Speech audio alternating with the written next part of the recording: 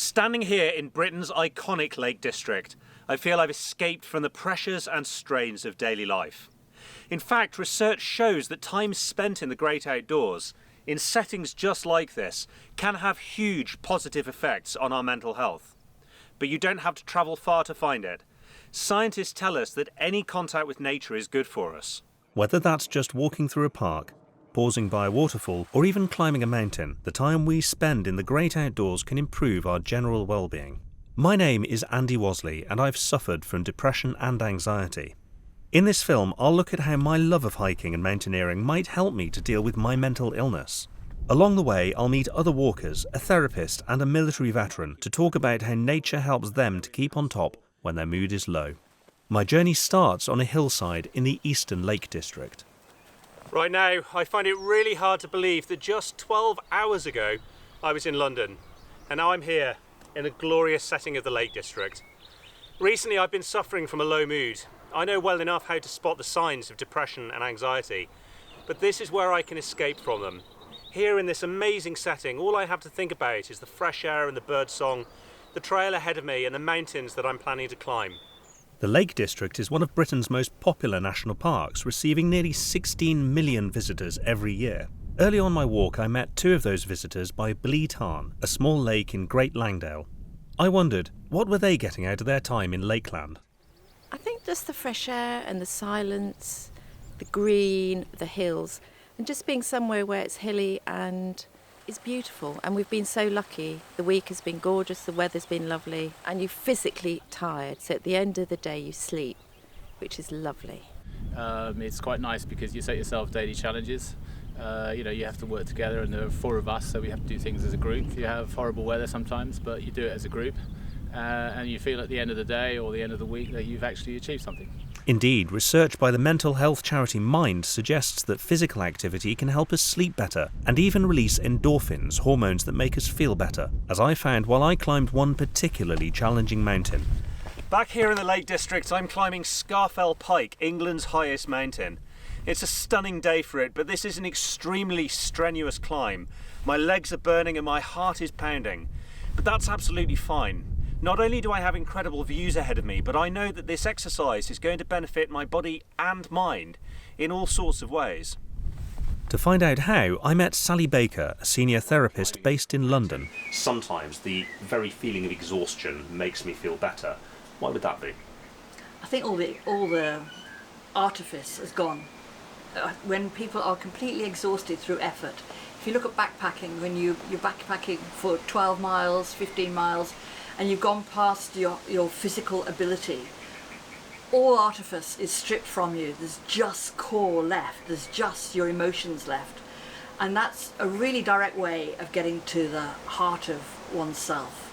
Sally is only one of many therapists encouraging their patients to spend time outdoors, even in city parks. But for me, there's nothing quite like climbing a mountain. And back in the Lake District, I was on my way to the top of one of my favourites. Here at the summit of Great Gable stands a memorial to soldiers who were members of a local climbing club and who died fighting during the First World War. Members of the armed forces go through unique stresses and strains, and sadly, in conflicts ranging from the world wars to Iraq and Afghanistan, some have suffered from catastrophic and life-changing injuries. And not all of those injuries are physical. Post-traumatic stress disorder, or PTSD, is exerting a terrible toll on the lives of many members of the armed forces and the veterans community. I met with one limbless ex-serviceman to talk about how contact with nature helps him to maintain his mental health. Kirk, I understand you suffered an injury while you were serving and you suffered from post-traumatic stress disorder. Can you tell me how that happened? When I was injured in Iraq, I had to change my lifestyle completely, and I didn't realise actually that I'd lost some of the core things that I took for granted, and that was actually working in an outdoors environment or being a varied environment that was there.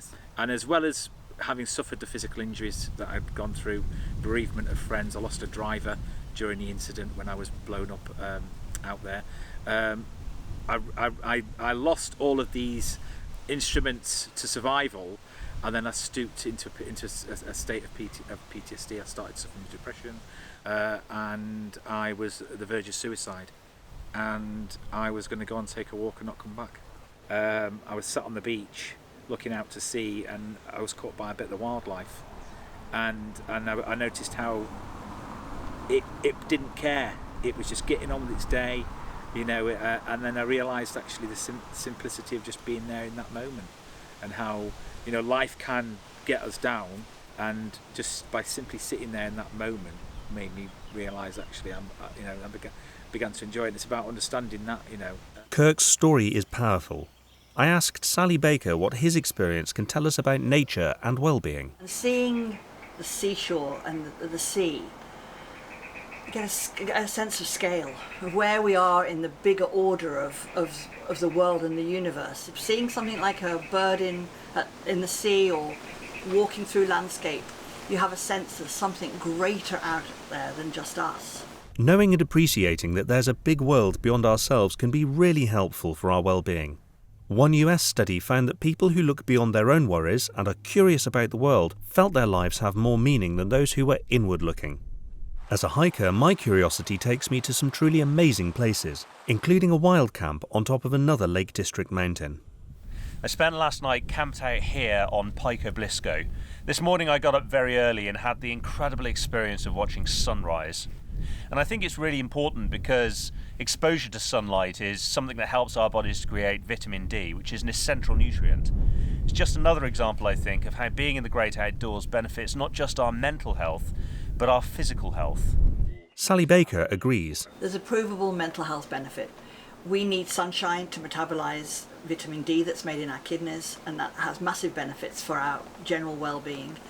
And it's about just walking out, breathing, getting into some green area, and having a break from all those artificial influences. I heard the same argument from Kirk Barlow. You're so busy in modern life. We're on the tube, we're chasing the train, we've got our heads in our devices, we've got our heads in our phones.